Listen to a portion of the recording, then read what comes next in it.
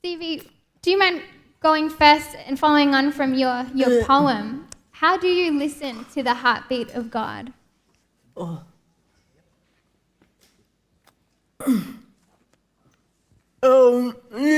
Prayer and quiet prayer where you're not saying anything but just speaking still and abiding with God.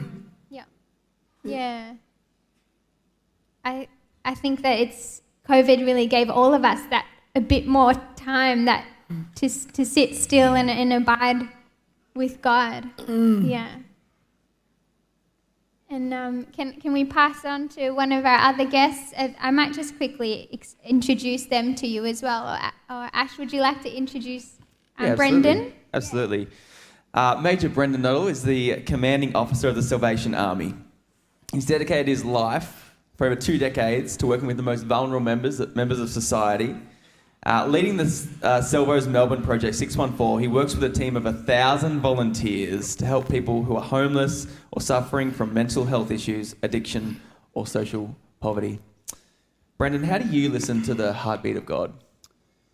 I think it's in 2 ways. I think through solitude, that's really important for me because I think life is pretty unpredictable and pretty full on. And I love the beach, so I just love going down to Williamstown Beach in the middle of the night. Nice. And just really getting passionate with God. But when that happens, God turns up in remarkable ways. So it was a little while ago I was down there and praying and I'm thinking, well, this is full on. Like God was speaking, and I'm thinking, this is a great night. I went for a wander and I found what looked like a dead body about 3 metres from the steps of Williamstown Lifesaving Club. And it turned out it was a dead body. It was a young man who drowned right on the very doorstep of the Williamstown Lifesaving Club. And I remember for the next few nights I was really wrestling with God about what are you trying to say here? And for me it was about God really wanting to speak to me personally about when people come to you in need, are you open? Are you actually available? Because this Lifesaving Club, and it's absolutely no put down of them at all, but they were incredibly resourced, but they were closed when this person was in deepest need. And when people come to us, do they actually, are we interested in them, or are we caught up in our own internal issues? And are we equipped to meet their need? So I think solitude, God speaks to me powerfully in those times of solitude, but community is another way that God speaks to me as well. And it's remarkable the number of times where people who, community would regard or society would regard as refuse, human refuse, are actually used powerfully and profoundly by God to speak to me. It happens constantly throughout the day and night. That's amazing. Thanks, Brendan. I'll introduce our other guest, Reverend Glenn Loughrey. Glenn is a Wiradjuri man and Anglican priest at St Oswald's, Glen Iris. He's an artist who explores his identity and story. He's engaged in the dialogue for treaty, sovereignty and self-determination for Aboriginal people. Glenn, how do you listen to the heartbeat of God? Ash, that's an interesting question.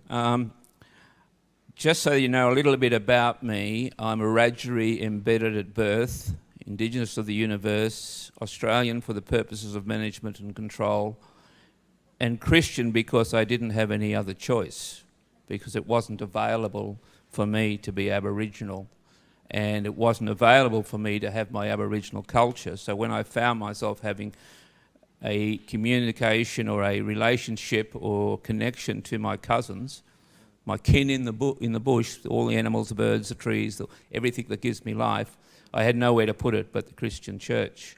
So I am now a black priest in the whitest suburb in Melbourne, and trying to find ways to become, and I'm working because this is how the ancestors work. They work you through a process and they bring you out the other end, and I'm probably more Aboriginal than Christian. That's important for what I'm about to say now, because I hear the heartbeat of country. I hear the heartbeat of my mother. I hear the heartbeat of my cousins, and I do that by walking my country and listening. I do that by looking at what is happening to our people. I'm wearing a black piece of cloth today because we've had 3 deaths in custody in this last week. Brings to over 440 since the Royal Commission in 91. That's how I listen to the heartbeat of my country, and I respond to that. I'm not sure whether that's the voice of God, because we don't have God as Aboriginal people. We have our ancestors. We are geophysical people, not theophysical people. But it is where I hear what is vitally important. The people that Brendan's talking about. The people that are struggling for their identity and their place in this world. That comes through that place. Being in touch with country and listening. Thanks, Glenn. I think, thank you for sharing. All of you have stories that we can learn from it, and that's why we like to have this time of this to sort of, for you guys to see these leaders and how they're processing their own stories and struggles and identities, and then dreaming a new way and an alternative. And I think I've heard bits of it in what you've already shared today, but Stevie, I had another question as well for you and for the panel.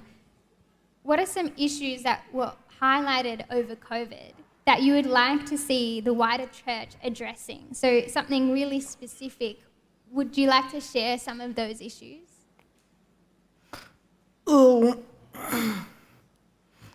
People with disabilities have had differing experiences through COVID. For me, because I don't have a lot of energy, I found things became a lot more accessible. Church was on work and socializing with it. So I found things to be less tiring, and I have more energy for my poetry and stuff. And having my computer with me when I was working was quite helpful in meetings from my desk. But many people with disabilities, during lockdown, during restrictions, the support and the services that they depended on were not there or were stripped back.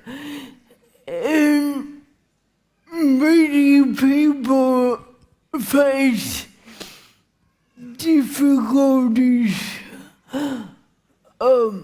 with getting food and medication and things like that by themselves. So without the support, usually they face more disadvantage. Yeah. And I think even like what Brendan's space as well, you would have seen that as well for the community that you're working with. A lot of stuff that's usually in place had closed, and you're kind of like, well, who's there?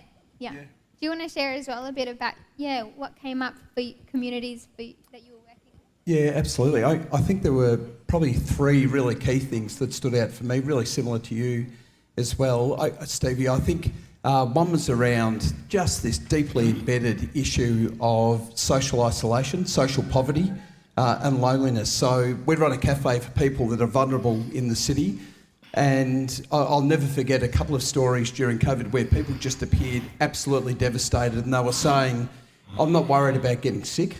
I'm actually not worried about dying from COVID. What I'm really worried about is being locked in my room and having no contact with anyone for the duration of COVID. So that social isolation is something that the church can absolutely address if we lift up our eyes and start to say, we really want to engage with people in a really genuine way. And it doesn't have to be complicated to address that one. I think the other issue for me that came up during COVID was it is so easy and so comfortable to engage in a transactional model of so-called care, where someone comes in and we give them a bag of food or we give them a ticket, send them on their way to some accommodation, and that's the end of the engagement. So it's doing things to or doing things for people. But I think if we look at the way of Jesus, it was about doing life with. That was his emphasis all the time. And I think what we need to be about is a relationship-first model of care, not a transactional model of care, but a relationship-first model of care is really costly. But if we're going to be serious about transformation, that's the sort of model that we need to engage in. And I think thirdly, what we need to do is be a people that look beyond. So it's easy to see a rough sleeper. And what we saw happen in Victoria was the government stepped up and they actually provided hotel accommodation for people that were rough sleeping. That was a great outcome. But there were 30 to 40 people that remained on the streets of the city, even though they were offered hotel accommodation. And a lot of agencies would look at those people and say, we've offered them somewhere to stay in a hotel. They've said no, so we'll move on to somebody else, because obviously they've made a choice. But when you actually sit down and go beyond that transactional model of care and engage around relationship, we heard story after story where people were saying, actually, homelessness is not my primary issue. That's a byproduct of something deeper that's going on. For me, it's about mental health. For me, it's about addictions. For me, it's about trauma. And, when we see a homeless person, we assume all they need is a house. But they often need something much more deep than that. And we only hear about those things, and we can only bring about significant transformation when we're prepared to get out of our comfort zone and engage. Yeah, well said.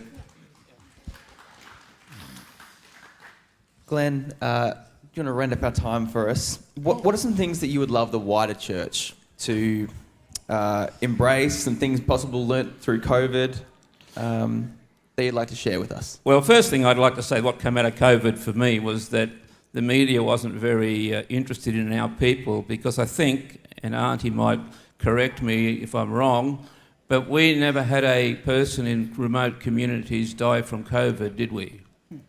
Okay? We can't look after ourselves. We're not responsible for our own money. We have to take 80% and put it in a bank account, and we only get 20% of it. We're not responsible for our own health. And yet, during COVID, not one Aboriginal person, not one of our people in community died of COVID. So we're not totally incompetent. I think the thing that I want churches to understand is that Aboriginal people have the most sophisticated and nuanced spiritual language system in the world, and it was here 140,000 years before Jesus arrived on a boat from England. And that the model that we try and impose upon our people, we have been doing forced conversion therapy for 250 years. Give them Jesus and they'll be okay. I want churches to change their approach to us. Don't invite us along to your event as the person to do the acknowledgement of country without understanding that we're also faith-based people who have much to offer you. And by the way, when you do the acknowledgement of country and the welcome to country, remember they're legally binding contracts that you've just entered into. They are legally binding contracts. They're not just nice things we do with a bit of smoke and a didgeridoo. What we're saying is, I'm coming onto your land and I'm going to abide by all of your rules, all of your law, all of your practices, and you will say, and we'll look after you while you're here. Everything you want is yours. If you see it, you need it, you take it. That's fine. Everything from the top of the trees to the bottom of the ground, that's yours. Don't come in here and destroy anything, or we'll get rid of you real quick. We'll deal with you by law. But We have to start to understand that we, as the church, should begin to read our scriptures through an Aboriginal set of eyes, and that is post-colonial. And we have to understand we don't need Jesus to save us. We need, and Jesus does this really well, because he never said to anybody when he spoke to them, "Now this is what I want to do for you." He used to say, "What can I do for you? What do you want me to do? How do you want me to respond to you?" And I reckon he'd have a great time sitting around a yarning circle, chewing on a bit of kangaroo, having a yarn with Aboriginal people. Will the church please begin to do that? Will you begin to yarn with us? And when we say something, don't ask the white bloke down the road whether what I just said was right or wrong. Happens all the time. You know, the white bloke down the road, he went to Northern Territory in 1938 and met a real Aboriginal. You know? Because you're not a real Aboriginal, because you live in the city. And you're a bit pale. Hey, I'm the real deal. Yarn with us. Talk with us. Listen to us when we say, "Don't build your house there, it's going to be washed away by waters." Because we jolly well know. Listen to us. We are real. And we want to walk with you. We'd like to save you. But sometimes it's just impossible to help you. You don't listen.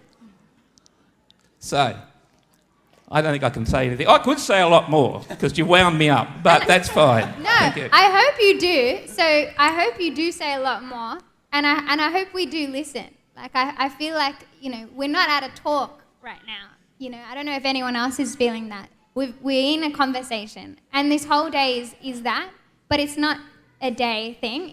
It's from now and on, and hopefully that we continue listening, not only in the events that we attend or the marches that we go to, but actually in how we live our daily lives, what we spend our skills and talents and gifts on, how we use those. So thank you for each of you. Could I respond to the second part of please, that yeah. question? I thought we were two different questions. I concluded them into one. Go. You tricked me. Sorry, Stevie. I tricked Stevie and added the two questions into one, the last two. But go ahead. So, thank you. How can the church respond? Well, I've always said that churches cannot be members of the community with disabilities and their families. How are we including you? Is there any area where you're not included? And how can we remove those barriers to inclusion? Now that we've been through COVID, we know that we can change how we do church. We know we can be flexible to the needs of others. So, asking that question of, are we inclusive? How can we include you? We don't know that we can adapt to the needs of people. Yeah, absolutely. We can adapt. Thank you, Stevie. We'll have to wrap up there, but I'm glad we got that, because what Stevie I hear also is that we're doing it alone. No one in here is expected to come up with the solution to Australia's race relation issues on their own. We need help. We need each other. We need Stevie to look at this room and say, oh, look, this area is not going to work because it's going to exclude certain people. So use each other, rely on each other, and that's how we're going to give this a go. What do you reckon? Thank you, guys. I'll give them a round of applause. Thank you so much.